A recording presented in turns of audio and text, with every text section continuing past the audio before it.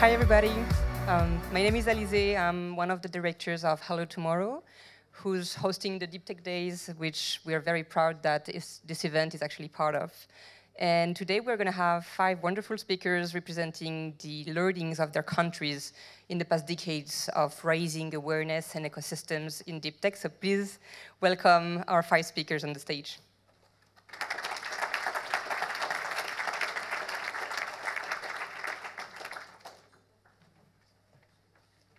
Any particular order? Up to you guys. Okay. Thank you.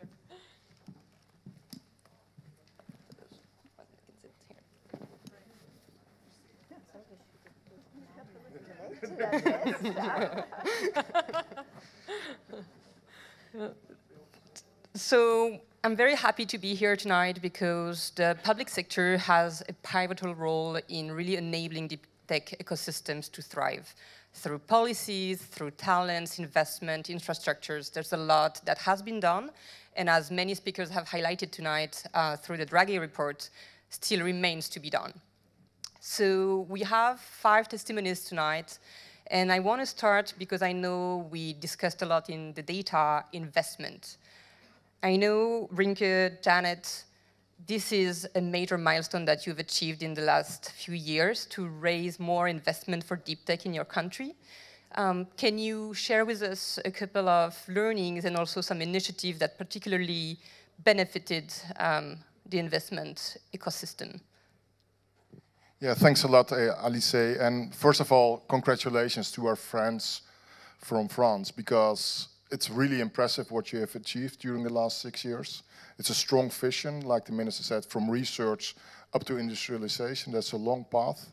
It takes courage, that takes also patience, but it also takes a lot of strong execution as being done by our friends at BPA France. And I can only be jealous, in all honesty. But if I look what we've done in the last couple of years in the Netherlands, 2.5 years ago, we set up our own deep tech fund at InvestNL. And since, from our deep tech fund, but also from our other funds, we have invested several hundreds of million euros in deep tech companies in the Netherlands. But I think even more importantly, we've supported 7 deep tech funds in the Netherlands.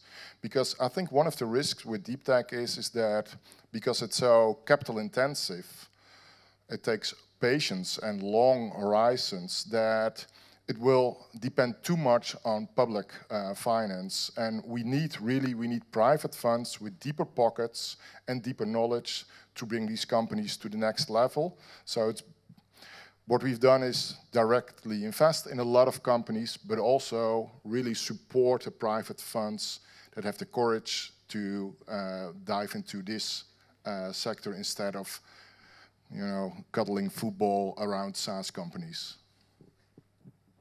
And that's quite critical indeed, because I think at the beginning of any deep tech ecosystem, there's a lot of VCs. They're not specialized in deep tech. They're generalists. They're afraid of longer terms investment. And so really taking them by the hand, showing them what it means to invest in deep tech, supporting them, de-risking with them is critical. If I can add one point, and I think for us as LPs, and BPI France is a strong LP, the European Investment Fund is a strong LP, I think we also have to look at the terms of the funds, the private funds we invest in. The original model of VC funds, 5-year investments, 5-year exit periods, it doesn't really fit with the kind of companies we're looking at. So we need private funds also with a longer time horizon. And I think we have the bargaining power as strong LPs to also convince other LPs that we need these kind of funds. Thank you, Rinke. So Janet, I know in the UK that was also a major part of the success of the last few years. Do you want to tell us your approach? Sure. So firstly, our congratulations also to you with magnificent achievement over the last 6 years and beyond that. Reflecting on the UK's deep tech ecosystem, interestingly, we don't use the word deep tech so much in the UK. I'm not sure why not, but probably to highlight 2 things. So from a government perspective, what we've seen over the last 10 years is really a lot more focus being brought to creating an ecosystem in the UK. For example, we now have a Department for Science, Innovation and Technology that has senior level representation at our cabinet. We also have the creation of ARIA, the Advanced Research Innovation Agency, which is really about taking those big bets, probably similar to what you're doing, Barbara. And then within my own sphere, so I work for Innovate UK. We are the UK's innovation agency. And 7 years ago, we were married, let's say, happily sometimes and unhappily other times, to the research funders in our country. So we are now part of something called UKRI. And that's really helped, I suppose, coordinate and maybe clarify the research to commercialization pathway that is out there. And alongside that, we have had funds that work right across that spectrum of support on transformative technology and also the application of technology in industrial challenges. The second thing is we've seen a big bump in our investments, I think, to bring us almost in line with the EU average, so it needed to be done. And one thing probably just to mention within Innovate UK, we have a program called Investor Partnerships. And what that's done is it's enabled equity investors to align their equity alongside our grant investment. And so we believe that has de-risked that opportunity for deep tech investors. And it's made them invest earlier at times or potentially in sectors they wouldn't have invested in before. And we've seen the number of investors within that fund grow dramatically, and also the actual private investment return significantly as well. Thank you so much, Janet. So I know, Barbara, for you, the creation of SprinD was as instrumental as the launch of the Deep Tech plan for France here. Can you tell us a bit about the transformation it brought to finally have an innovation agency dedicated to research and deep tech? Well, I think the transformation is the one that we've been seeing in a lot of geographies, and probably say that in 2016, when the setup of SprinD was discussed in the Chancellery by Angela Merkel and in her very high-powered so-called innovation dialogues about what to do about the state of innovation in Germany. I mean, times were still good.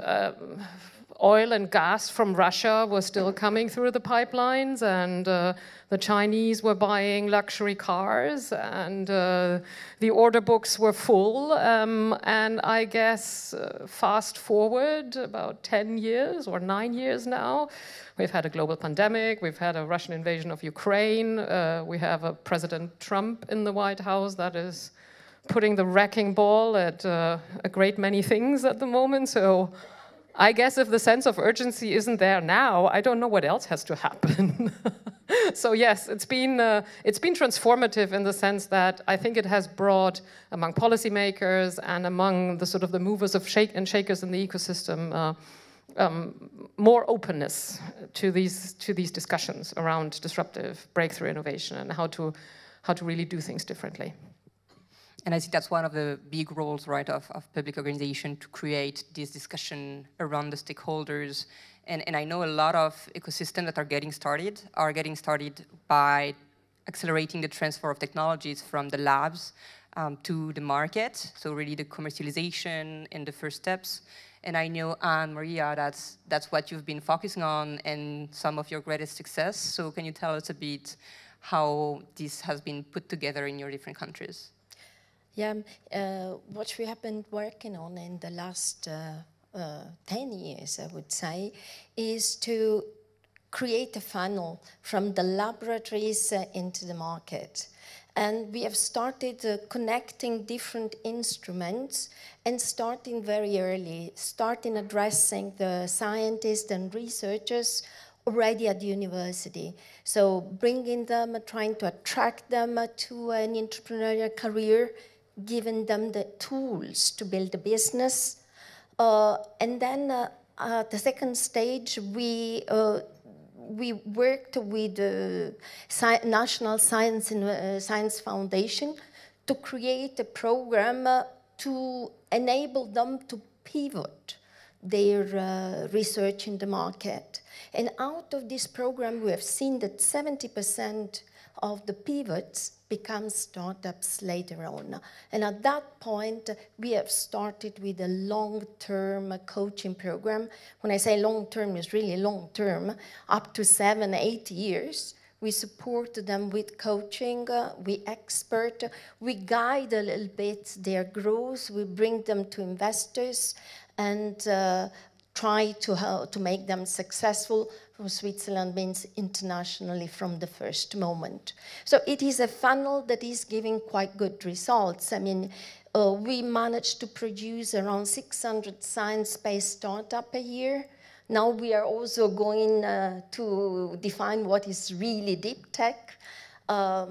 Today we have got 120, but this 120 count for the 60% of all the funds raised in 2024, for example. So this funnel is essential, and that is what I think has made our ecosystem grow faster. Yes, I absolutely agree that the funnel is very important. But first of all, je voudrais aussi féliciter BPI France pour tout ce que vous avez fait pendant ces 6 ans.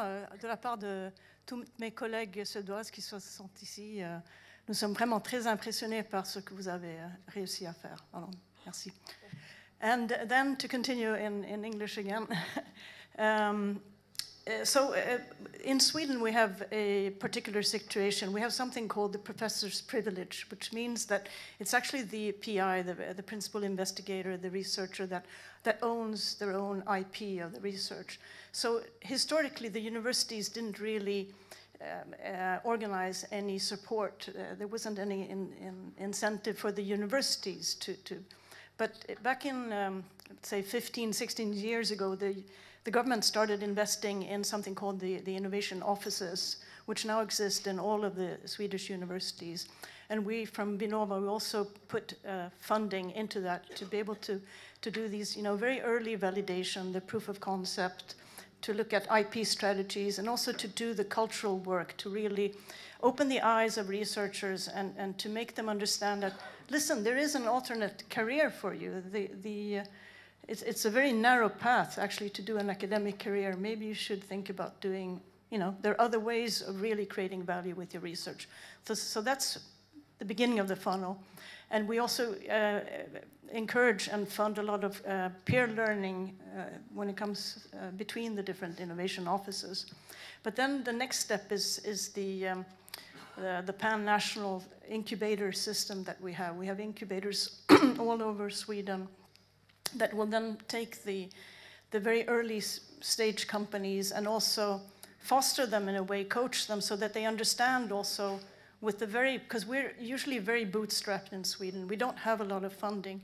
So it's so incredibly important to understand what are the most important things for me as a startup to do now with the little funding that I have, and how can I prepare for the next sort of value creation step.